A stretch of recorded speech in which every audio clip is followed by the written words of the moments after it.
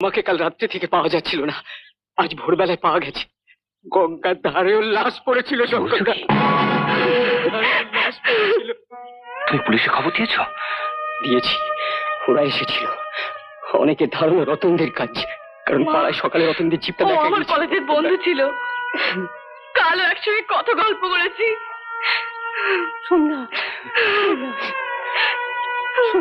কোনো সাক্ষী নেই, প্রমাণ নেই, তাই পুলিশ ওদের কেস ফাইল করতে চাইছে না। কি হয়ে গেল শঙ্করদা?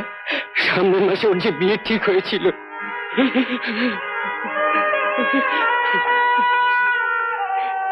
শঙ্করদা, পোস্টমর্টমের পর রমাকে শ্মশানে নিয়ে যাওয়া হবে।